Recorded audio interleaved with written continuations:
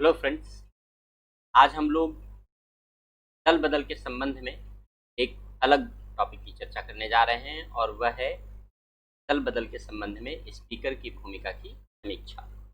वास्तव में दल बदल के संबंध में स्पीकर की भूमिका विवादों में रही है और यही कारण है कि दल बदल के संबंध में स्पीकर की भूमिका को लेकर प्री के एग्जाम में और मेन के एग्जाम में प्रश्न बनने की संभावना रही। तो प्री से संबंधित तथ्यों के विषय में भी और अगर मेन एग्जामिनेशन में प्रश्न पूछे जाते हैं तो संविधान में क्या प्रावधान है, क्या प्रचलन रहा है और उच्चतम न्यायालय ने निर्णय के माध्यम से स्पीकर की भूमिका को किस प्रकार रेगुलेट किया है, हम लोग इस बात की फ्रेमिंग यहाँ पर करेंगे, इस बात की चर्चा यहाँ पर। तो हम लोग इस बात की चर्चा शुरू करते हैं। हमारा जो टॉपिक है वो टॉपिक है स्पीकर की भूमिका के संबंध में, दल बदल के संबंध में स्पीकर की भूमिका, दल बदल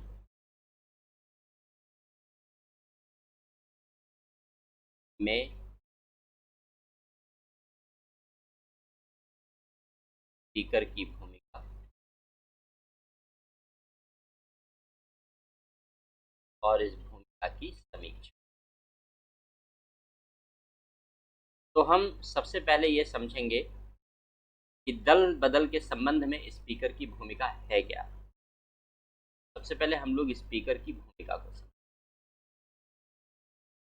दल बदल के संबंध में स्पीकर की भूमिका एक निष्पक्ष निर्णायक की भूमिका है।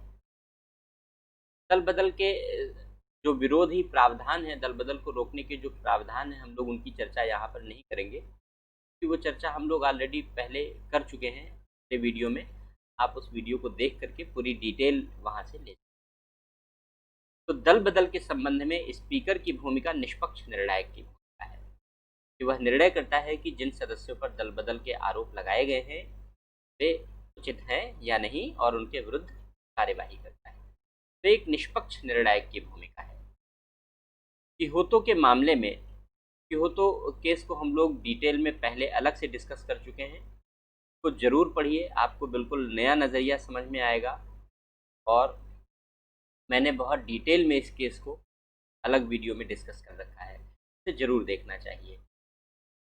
तो निष्पक्ष निर्णायक की भूमिका होती है। किहोतो के मामले में उच्चतम न्यायालय ने यह निर्णय दिया है कि स्पीकर की भूमिका संसद में छुरी की भांति है। पिवटल रोल प्ले करता है, वो पिवटल रोल प्ले करता है स्पीकर संसद में। कैसे वो इस पिवटल रोल प्ले करता है? किहोतो के ही मामले में उच्चतम न्यायालय ने कहा कि वह सदन के अधिकारों, राइट्स एवं विशेषाधिकारों, प्रिविलेजेस, सदन के अधिकारों और विशेषाधिकारों, rights and privileges of house का संरक्षक है, अभिभावक है। तो वह एक संरक्षक के रूप में या अभिभावक के रूप में अपनी भूमिका का निर्वाह सदन में करता है। इसलिए स्पीकर से यह अपेक्षा की जाती है स्पीकर अपनी भूमिका को इसी भावना के अनुरूप निभाए। अब स्पीकर अपनी इसी भावना के अनुरूप भूमिका निभा सके, इसके लिए जो 10वीं अनुसूची का 10th शेड्यूल का जो पैरा 5 है, वो स्पीकर के संबंध में कुछ विशेष अधिकारों की रचना करता है, या यूं कहें कि अपवाद की रचना करता है 10वीं अनुसूची के लिए। और वह अपवाद देता है स्पीकर को। क्यों देता है? जिससे वह निष्पक्ष निर्णायक की भूमिका को प्रभावी तरीके से निभा सके। क्या अपवाद देता है? कि वह कहता है कि जो दल बदल विरोधी प्रावधान है, यानी एंटी डिफेक्शन प्रोविजन है, एंटी डिफेक्शन प्रोविजन है। एंटी डिफेक्शन प्रोविजन कौन से हैं? जो 10वीं अनुसूची में दिए गए हैं। एंटी डिफेक्शन प्रोविजन स्पीकर पर लागू नहीं होते, स्पीकर पर लागू नहीं। इसका मतलब क्या हुआ? इसका मतलब ये हुआ कि मान लीजिए अगर कोई भी स्पीकर चुना गया, तो स्पीकर चुने जाने के बाद अगर वह जिस दल का सदस्य रहा है, जिस दल से वह लोकसभा में चुनकर आया है या राज्य में विधानसभा में चुनकर आया है, कि जो लोकसभा या विधानसभा का सदस्य नहीं है वो स्पीकर भी नहीं बन सकता। तो सदस्य होना जरूरी है। जिस दल से चुनकर आया है वह दल की सदस्यता त्याग दे। अगर कोई सदस्य दल की सदस्यता त्यागता है तो उसे दल बदल का दोषी माना जाएगा, उसे दल बदल का दोषी माना। लेकिन अगर स्पीकर जिस दल से चुनकर आया है अगर वह दल की सदस्यता का त्याग कर देता है, दल की सदस्यता त्याग दे, तो वह दल बदल का दोषी नहीं माना जाएगा। दूसरी बात, वह रीज्वाइन कर ले।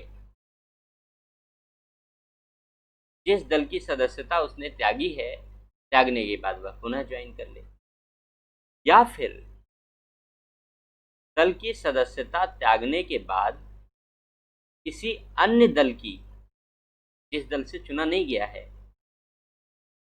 अन्य दल की सदस्यता ग्रहण कर ले, तब भी उसे दल बदल का दोषी नहीं माना जाएगा। तो इन सारे आचरणों से वह दल बदल का दोषी नहीं माना जाता।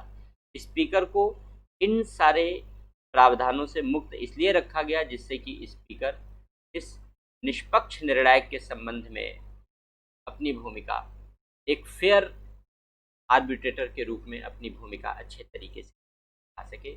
ये पर्पज़ है स्पीकर के में इन एग्जम्पशंस का, इन अपवादों का। ये भूमिका है स्पीकर की। अब जब हम समीक्षा करते हैं स्पीकर की भूमिका पर, तो स्वाभाविक सी बात है कि हमें यह भी देखना होता है कि स्पीकर की भूमिका में कमियां क्या रह गई। तो हम लोग अब कमियों की चर्चा कर लेते हैं, या सीमाओं की चर्चा कर लेते हैं, या विवादों की चर्चा कर लेते हैं जो स्पीकर की भूमिका के संबंध में उत्पन्न हुई हैं।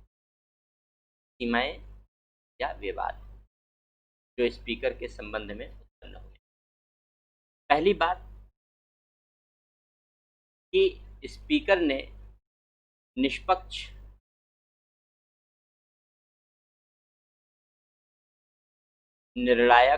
निष्पक्ष निर्णय नहीं लिया है। ऐसे अनेक अवसर हैं जिन अवसरों पर यह स्पष्ट रूप से कहा जा सकता है कि स्पीकर ने जो निर्णय लिया वह निर्णय बहुत फेयर नहीं था, निष्पक्ष नहीं था, और स्पीकर ने दलीय निष्ठा, जिस दल से चुनकर आया है वह दलीय निष्ठा का प्रदर्शन किया है। ऐसे अनेक अवसर हैं जहां स्पीकर की भूमिका पर यह प्रश्न उत्पन्न किया गया है, यह क्वेश्चन मार्क लगाया गया है, और अधिकांश अवसरों पर स्पीकर की भूमिका पर ऐसे प्रश्न लगते रहे। और यही कारण है कि स्पीकर के निर्णयों ने स्पीकर की भूमिका को विवादित बनाया, कंट्रोवर्सी। विवाद दो कारणों से उत्पन्न हुआ है। पहला, या तो निष्पक्ष निर्णय नहीं लिया गया है, और या तो अनिर्णय की स्थिति का प्रदर्शन किया गया है। ऐसे भी अनेक अवसर आए हैं जब स्पीकर ने सुनवाई पूरी कर ली और वह निर्णय देने में विलंब कर रहा, जानबूझकर विलंब कर रहा है। स्वाभाविक सी बात है, यहाँ भी वह अपनी निष्पक्ष भूमिका का निर्वाह नहीं कर। किहोतो के मामले में हमने पहले भी कहा है, इस केस की चर्चा हम लोग पहले विस्तार से कर चुके हैं, इसलिए केस की चर्चा यहाँ नहीं करेंगे, वो वीडियो आप देख लीजिएगा। किहोतो के मामले में उच्चतम न्यायालय ने, सुप्रीम कोर्ट ने यह स्पष्ट रूप से कहा कि स्पीकर से हम निष्पक्षता की अपेक्षा तो करते हैं, लेकिन वास्तव में जो स्पीकर है वह एक पॉलिटिकल क्रिएचर है। पॉलिटिकल क्रिएचर है, यानी राजनैतिक रचना है, राजनैतिक रचना। क्योंकि जो व्यक्ति किसी सदन से चुनकर, किसी दल से चुनकर आया है और उस दल का जब सदन में बहुमत होता है, तभी वह अपने किसी सदस्य को स्पीकर के रूप में चुनता है। तो ऐसी दशा में स्पीकर का जो चयन है पूरा, उसकी जो चयन की प्रक्रिया है, वास्तव में वो राजनीतिक है। इसलिए स्पीकर एक पॉलिटिकल क्रिएचर है। पॉलिटिकल क्रिएचर होने के नाते निष्पक्षता के उल्लंघन की संभावना जन्म लेती है। न्यायालय ने ये नहीं कहा कि वह सदैव ऐसा करेगा, लेकिन न्यायालय ने कीहोतो के मामले में इस बात से अपना समर्थन प्रकट किया है कि ऐसा हो सकता है कि स्पीकर निर्णय लेने में निष्पक्षता का उल्लंघन करे, इसकी संभावना रहती है। क्यों करे? क्योंकि न्यायालय ने कहा वह एक पॉलिटिकल क्रिएचर है, वह राजनीतिक रूप से नियुक्त किया गया एक व्यक्ति है। तो इन कारणों से स्पीकर की भूमिका को लेकर के विवाद उत्पन्न होता है। अब प्रश्न ये उत्पन्न होता है कि अगर स्पीकर की भूमिका को लेकर के इस प्रकार विवाद उत्पन्न हुए हैं, तो इसका निष्कर्ष क्या होगा, इसका समाधान क्या होगा, किस तरीके से इसका समाधान तलाशा जाएगा, किस तरीके से इसका निष्कर्ष निकाला जाएगा। पहली बात तो हमें सबसे पहली बात ऐसी परंपरा विकसित करनी चाहिए, एक स्वस्थ परंपरा विकसित करनी चाहिए, क्योंकि स्पीकर एक संवैधानिक पद है। स्पीकर एक संवैधानिक पद है, संवैधानिक पद है। संवैधानिक पद होने के नाते उसे स्वस्थ परंपरा का विकास करना चाहिए, जिससे कि वह आगे आने वाले स्पीकर के लिए उचित मार्गदर्शन दे सके, उचित दिशा निर्देश दे सके, और उसकी भूमिका एक रोल के रूप, उसकी एक मॉडल के रूप में हो। उसकी भूमिका एक स्वस्थ परंपरा के रूप में, ऐसी स्वस्थ परंपराएं विकसित की जानी चाहिए। संवैधानिक पद है, इसलिए निष्पक्षता का ध्यान रखना चाहिए। दूसरी बात, स्पीकर ने कहा, उच्चतम न्यायालय ने कहा कीहोतो के मामले में, कीहोतो केस फिर यहाँ से चर्चा में आ रहा है। हम लोग पहले भी कह चुके हैं, कीहोतो केस पर अलग वीडियो बनाया है हमने, आप देखिए, बहुत विस्तार से वीडियो है। इतना विस्तार आपको कीहोतो केस के मामले में शायद ही कहीं, तो और उतने विस्तार से उसे समझना भी बहुत ज़रूरी है। आपको समझने के बाद आपके जो कॉन्सेप्ट हैं वो बहुत क्लियर हो जाएंगे। तो कीहोतो के मामले में उच्चतम न्यायालय ने कहा कि स्पीकर के निर्णय का न्यायिक पुनर्विलोकन किया जाना चाहिए या किया जा सकता है।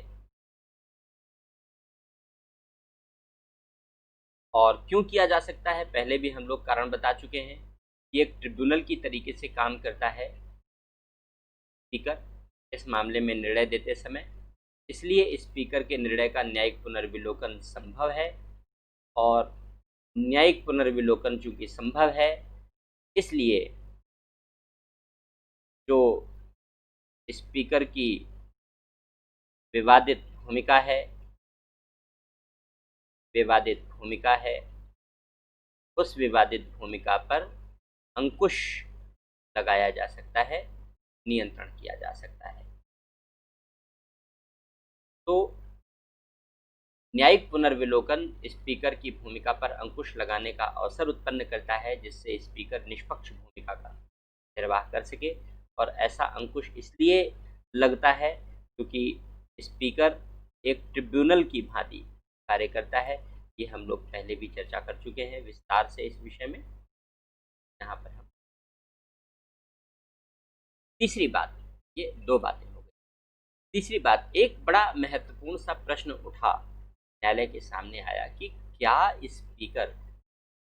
कोई स्पीकर जिसके ऊपर स्वयं हटाने का मामला विचाराधीन है, क्या वह दल बदल के अंतर्गत कार्यवाही कर सकता है अगर दल बदल का प्रश्न भी उत्पन्न होता है। तो तीसरा केस आया इस मामले में नबम रेबिया का केस। नबम रेबिया केस क्या है? नबम रेबिया केस अलग वीडियो में हम लोग इसकी चर्चा कर रहे हैं, आप उसे अवश्य देखिएगा विस्तार से, तो आपको पता चलेगा।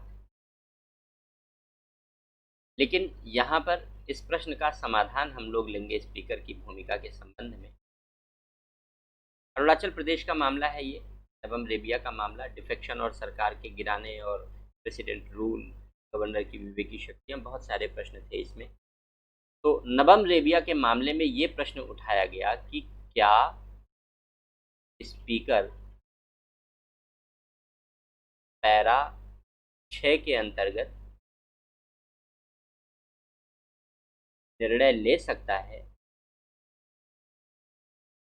निर्णय कर सकता है जब स्वयं उसके हटाने का विषय सदन में विचाराधीन, यानी सदन में स्पीकर को हटाने का प्रस्ताव लाया जा चुका है, के हटाने का विषय सदन में विचाराधीन।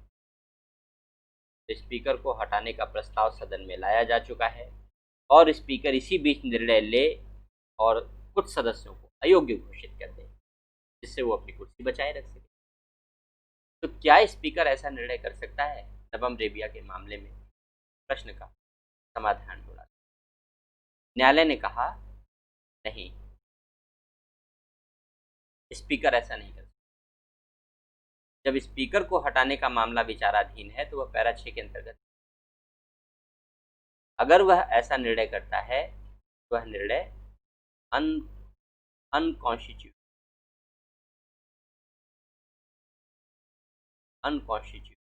असंवैधानिक होगा। ऐसा निर्णय असंवैधानिक, अनकॉन्स्टिट्यूशनल क्यों होगा? कारण क्या है? ऐसा निर्णय असंवैधानिक क्यों होगा?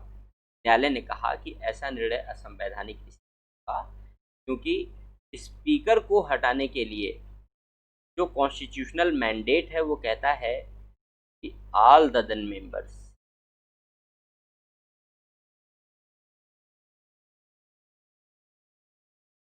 speaker shall be removed from his office by majority of all the then members, by majority of all the then members, यानी जो तत्कालीन सदस्यों के बहुमत से हटाया जाएगा, तत्कालीन सदस्यों के बहुमत से हटाया। और अगर स्पीकर